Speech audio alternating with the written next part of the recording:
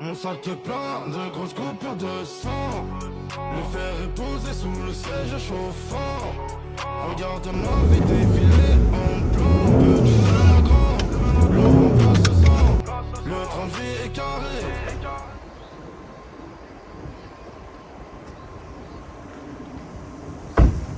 Salut à tous. J'espère que vous allez bien les gars. Donc là aujourd'hui on est sur ma première vidéo sur les véhicules. Je vais vous présenter celle-ci. La voiture que j'ai pour le moment. C'est une petite BM série 1, tu peux te rapprocher. On va montrer les détails. C'est une série 1 120D. Vous regardez bien au niveau de la couleur. Vous pouvez voir que ça ressemble un petit peu à un Grinardo. Ce que j'aime bien c'est qu'il y a des beaux détails. Là on a des détails bleus. Je te laisse faire des plans. Pareil au niveau des jantes, on va faire un petit tour. Ce qui est sympa c'est qu'elle est siglée, vous pouvez voir, elle est siglée BM, c'est du Biton. Les jantes sont sympas. Qu'est-ce que je peux vous dire d'autre au niveau des détails? Là pareil, elle est badgée 1. Rappelez que c'est pour le coup des séries 1. À l'arrière, qu'est-ce qu'on a? On va s'arrêter un petit peu à l'arrière. Et pour le coup, moi, pour être franc avec vous, je suis pas fan. Il n'y a pas de sortie de pot d'échappement. L'arrière, ça fait BM, mais pas trop, quoi. Enfin, je sais pas, je suis pas fan de ça. Par contre, ça c'est intéressant. Moi, j'aime bien cette partie. Pour l'aérodynamisme, la petite antenne requin qui est sympa. Qu'est-ce que je peux vous montrer de plus? La face avant aussi, on va en parler. On va en parler. Moi, je suis pas fan de cette face avant là. J'ai vraiment l'impression que ça ressemble à, je sais pas, un bec d'oiseau. C'est trop en avant. Je suis pas très fan de ça. Au niveau de l'intérieur, on va commencer par le Kofios. Hop. Donc comme vous voyez, il n'y a pas trop de place. Franchement, il n'y a pas tant d'espace que ça. Imaginez que j'ai des valises. Bon, on va dire que je peux en mettre, allez, 2,5. Une là peut-être. Et c'est tout. Donc c'est bien pour aller faire des courses. Mais pour voyager, c'est pas le top. Après, au niveau de l'arrière. Donc ça va, il y a quand même un petit peu d'espace. Je vais vous montrer. Hein. Moi, je fais 1m80 pour 92 kg. Hop. Donc, vous voyez, je suis quand même bien assis. C'est pas le luxe, mais je suis quand même bien assis.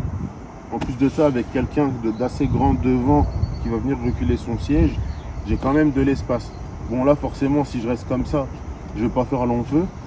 Mais là, je suis plutôt à mon aise, donc ça va. Donc, on va regarder au niveau des détails intérieurs. Je vais montrer moi, ce sera plus facile. À l'arrière, qu'est-ce qu'on va retrouver? Pour les fenêtres, le petit son, imitation alu. Bon, ça, la poignée de porte, hein, vous imaginez que c'est comme ça. Au niveau des sièges, ce qui est bien, c'est que les sièges sont chauffants aussi derrière et ventilés. Donc voilà.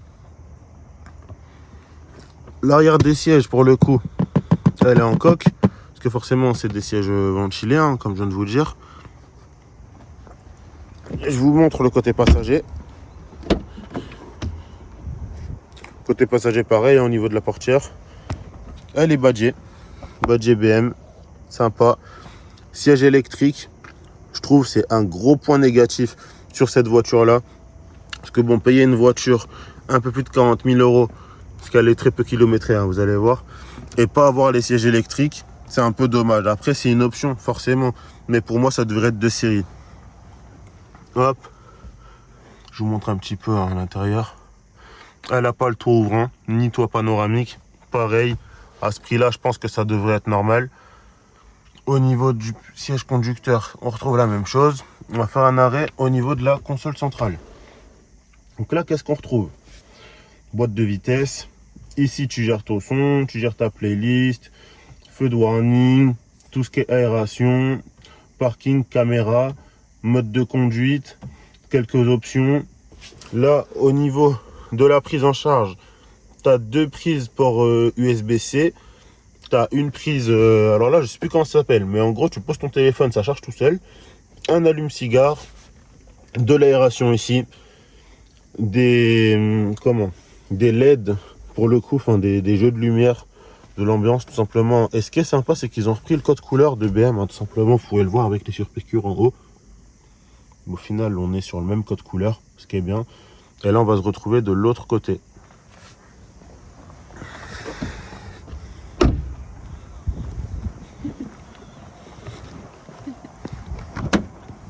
Alors, côté conducteur, qu'est-ce qu'on retrouve? Bah là, tu as toutes tes options.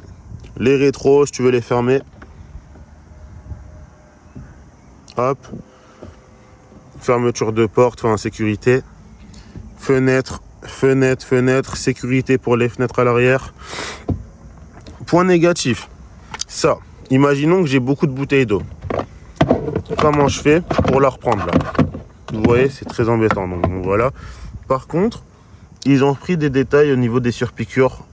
Elles sont de la même couleur que l'extérieur. Pareil, hein, toujours badgé. Siège manuel. Et là, je fais un arrêt sur les sièges pour que vous puissiez voir. Hop.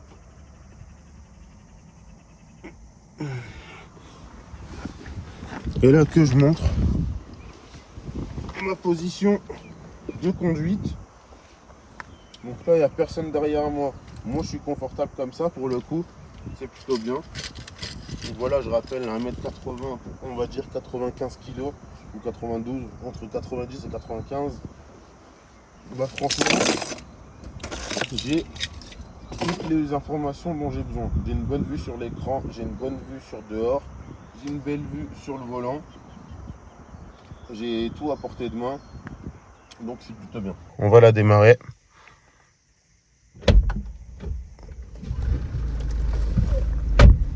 On va mettre les roues droites. Voilà à l'intérieur comment ça se présente quand tu es à la place du conducteur.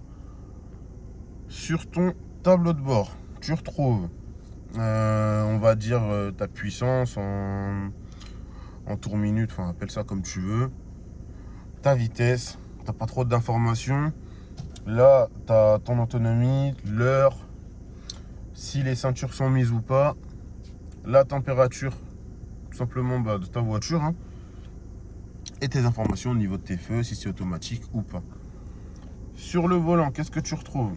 Là, c'est pour gérer ta musique, c'est pour gérer tes appels, c'est pour gérer ton micro. Ici, c'est pour gérer si tu veux le limitateur, le régulateur.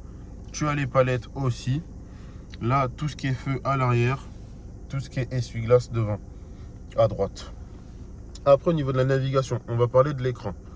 Pour le coup, l'écran est assez intuitif. Je trouve que franchement, il est top. C'est assez fluide, c'est assez rapide. Si tu veux aller quelque part, tu as juste à cliquer. Normalement, ça met un petit délai selon ce que tu cliques, mais pour le coup, c'est assez rapide. Vous voyez, un petit delta de 2 secondes, et encore, j'abuse.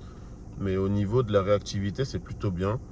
Hop, tu veux lancer le CarPlay, ça se met tout de suite. Voilà.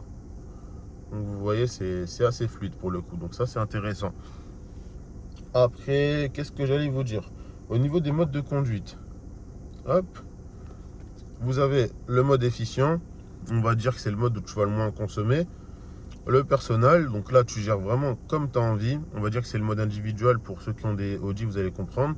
Et le mode sport où tu es tout simplement... Le compteur change, hein, vous voyez, hein, il devient de couleur rouge. Après, tu peux aller plus loin dans les paramètres, au niveau de la direction, au niveau de la conduite, on va dire, puis au niveau du mode propulsion. Donc ça, en gros, on va dire que c'est une sorte de boost, entre guillemets. Moi, personnellement, je ressens pas la différence, mais voilà. Pour parler en termes de prix, personnellement, vous avez 40-45 000 euros, moi je vais pas vous recommander d'acheter cette voiture là. Pourquoi? Parce qu'en termes de sensation, attends, tiens, je veux bien que tu prennes le téléphone. En même temps, on va faire un essai routier, hein. Comme ça, je vous montre ce que ça vaut sur la route. Donc, je disais, je vous recommande pas d'acheter cette voiture. Pourquoi? Dans ce budget là, si tu cherches une compacte sportive, Et pour moi, sportif, c'est qui peut te donner des sensations, pas à la hauteur d'une Porsche ou de ce que tu veux, mais qui peut te donner des sensations. On va dire que si tu n'as jamais conduit de voiture sportive de toute ta vie, ça peut être une expérience sympa, mais ton expérience, ça va te coûter cher. Parce que 40 000 balles pour au final avoir un bruit avec un Active Sound. Donc en fait, ça, qu'est-ce que c'est pour ceux qui ne connaissent pas? Vous avez des voitures qui d'origine font un beau bruit par rapport au bruit de l'échappement. Là, en fait, le bruit vient de l'intérieur. Si là, en film de dehors, vous allez avoir l'impression que je passe un coup d'aspi. Tout simplement. Donc voilà, l'expérience peut coûter cher. Moi, je vous conseillerais plus d'aller vers les anciennes générations de BM, où pour le coup, ça va vous coûter moins cher en termes de prix. Et en termes d'amusement, vous allez vous y retrouver. C'est sécurisant, parce que forcément, ça coûte moins cher. Et en plus de ça, c'est des voitures qui se comportent bien. Il y a une bonne préparation si vous souhaitez faire des projets dessus. Et d'origine, ça marche aussi un peu. Enfin bref, on va arrêter de parler. On va faire un petit essai routier. Donc là, je vais vous faire une petite accélération. On va se mettre en mode sport directement. Je ne vais pas utiliser les palettes. Puis on va voir ce que ça donne sur la route. Allez, c'est parti.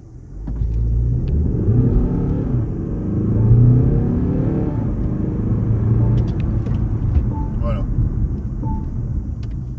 Au niveau de la réactivité, ça par contre, j'ai rien à dire. Que ce soit en ville ou que ce soit sur une insertion, on va se mettre en poste parce que la ceinture n'a pas été mise. Franchement, le passager est au top. Voilà. Donc je disais, l'insertion avec cette voiture-là, elle est sympa. Ah merde, il me fait des appels de phare parce que je suis sur la voie du bus. Ok, bah pardon, chef. Dans tous les cas, c'est pareil. Qu'est-ce que je disais? Il m'a perturbé votre bus là, ça y est. J'ai le droit de rouler, moi aussi, je suis en bus, non? La voiture, elle fait le poids d'un 10 hippopotames. Enfin bref. Au niveau de l'insertion, c'est sympa, regardez. Et comme je vous dis, je suis pas à fond. On va dire que je suis à 60% au niveau de la pédale d'accélération. Donc je suis pas pied plancher. Donc ça va. Mais disons que sur Autobahn, la voiture va pas te choquer. Elle va pas te surprendre parce que c'est très linéaire. En fait, sur la poussée, ça va être intéressant parce que forcément, tu es entre guillemets propulsé. Par contre, une fois que tu es lancé, c'est comme un TGV en fait. La vitesse, tu ne la ressens plus. Et c'est ça le problème que moi je reproche à BM sur les nouvelles voitures et en soi toutes les voitures de cette catégorie-là. Si tu veux vraiment chercher de la puissance, il faut que tu mettes la main au portefeuille. Et moi je trouve ça dommage parce que BM de base, ils sont capables de te sortir des voitures à des prix raisonnables qui te procurent des sensations que chez certaines marques, tu seras obligé de dépenser peut-être 5, 10, 15, voire 20 000 euros en plus pour retrouver les mêmes sensations. Chez BM, tu n'as pas ce problème-là, généralement. Bon, on va se refaire un petit coup d'accélération cette fois-ci. Je me mets aux palettes directement. 1, 2, 3, allez.